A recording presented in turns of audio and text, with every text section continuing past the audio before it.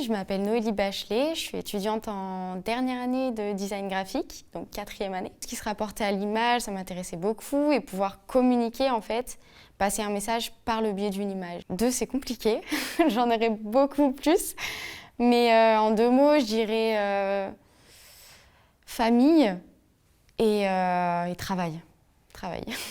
On n'avait pas autant de bienveillance et de pédagogie aussi positive de la part de certains professeurs, certains professionnels.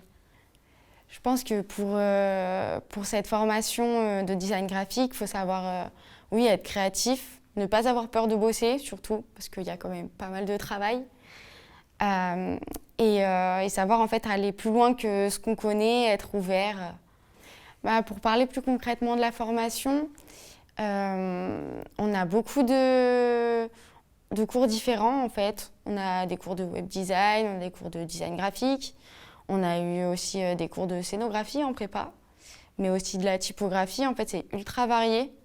Et comme ça, on voit un peu tous les différents champs qui se ramènent au design graphique.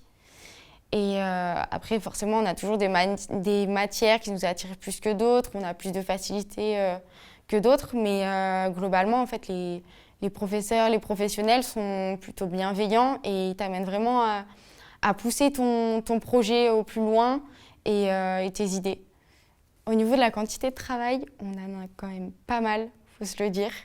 Mais faut pas avoir peur en fait. Et ouais, faut être bosseur, faut savoir prendre sa formation en main et être assez autonome. On a des retours avec les professeurs où ils nous guident sur nos projets. Donc c'est assez enrichissant et c'est rassurant.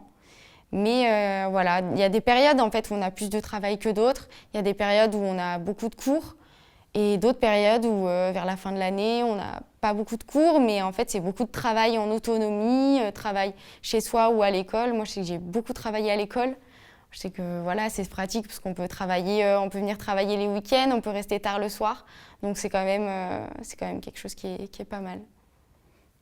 Après l'école, du coup là, après le diplôme, l'obtention du diplôme, eh bien je vais essayer de trouver du travail.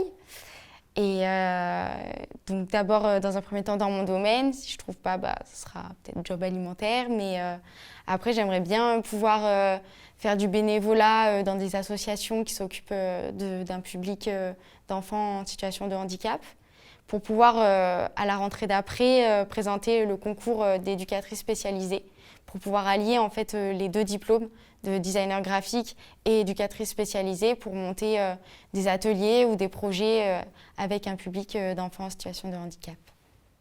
Merci à vous. Merci.